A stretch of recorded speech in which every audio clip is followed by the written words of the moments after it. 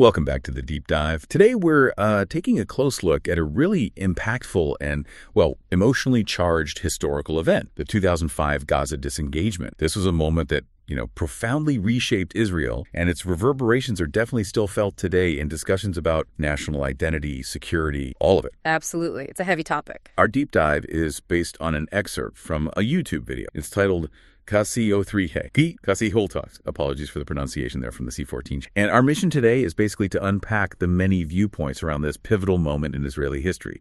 We want to understand the motivations, the experiences people had on the ground, and the lasting impact, all as it's depicted in this specifics. Right. And what's really compelling about this particular source is how multi-layered. It's not just, a dry historical rundown. Instead, it weaves together these deeply personal testimonies, some pretty sharp political commentary, and a very strong critique of how the media framed the whole thing. So it gives you a lot to chew on.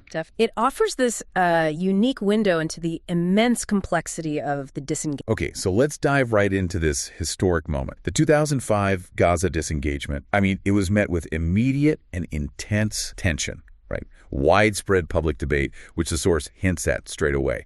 It mentions extreme fringes and the ultimate decision. You immediately get the sense of just how high the stakes were. Yeah, the tension is palpable. And the raw emotion. The video apparently captures someone saying, "I really cry every day." And then there's that profound, almost agonizing question. Did we do this right? That we didn't break the fence? It just hangs there. What else does the source show about those initial moments, especially the political climate? Well, that question perfectly sums up the volatile political back. The video goes into detail about intense scenes in the Knesset. You had figures like MK Uri Ariel, that's member of Knesset, and MKFE Adam being repeatedly called to order. Things got heated. There were even accusations thrown at the prime minister at the time, Ariel Sharon, claiming he'd set the country back 60 years. Strong words. Ultimately, the source recounts how this political struggle ended in, failure from their perspective. The expulsion went ahead, and settlers and religious groups were, in the source's framing, essentially painted as the enemy. Wow. So from those really heated debates in the Knesset, the source then shifts focus, right, to life on the ground.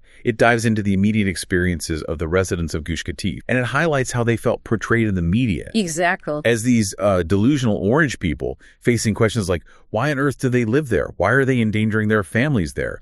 You really get a sense of a specific public narrative being pushed, according to the source. Yeah, a feeling of being misunderstood or misrepresented. But the video also shares these deeply personal accounts. Like one person describing arriving in Neve DeKalb on a Friday morning, just before the main event kicked off that Sunday. They apparently set up a radio station on the roof of the post office, and they felt it was one of the most fateful weeks that changed them completely. It's a powerful contrast, isn't it, between the sort of public image and the intense person. Definitely. It's a glimpse into the human side right before everything happened.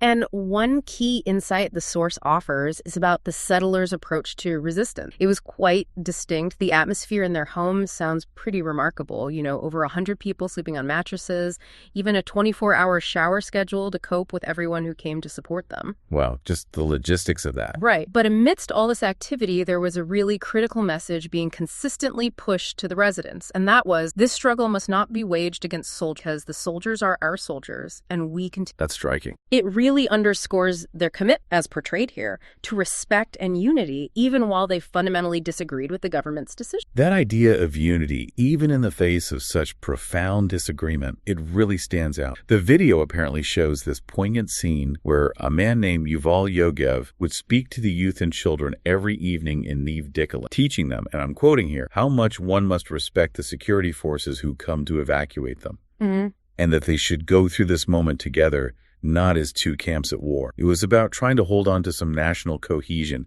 And then, of course, there was that slogan repeated over and over in the source, Jews do not expel Jews. Yeah, that phrase comes up multiple times. It was clearly a central rallying cry, a core belief they were trying to uphold. But it also raises this really important question about the practical limits of that resistance, How far could they take it? Exactly. The source details these extensive discussions among settler leaders about the limits of permissible resistance. Apparently, they debated things down to the level of whether it was even okay to, hold a soldier's hand. Seriously, that's specific. That's specific, according to the source. And this internal debate, the video argues, actually played a role in the later emergence of what became known as the Hilltop Youth. These young, often religious activists setting up unauthorized outposts. Interesting connection. Yeah, the account emphasizes how conscious they were that even a small, quote, 10% mistake could cause us to lose everything. So this led to a call for a quieter, more internal kind of described as in silence, in the heart, in the request in the heart. That's quite a contrast to maybe what some people might expect. It sounds incredibly disciplined in a way, but still, the scenes on the ground, they must have been incredibly difficult.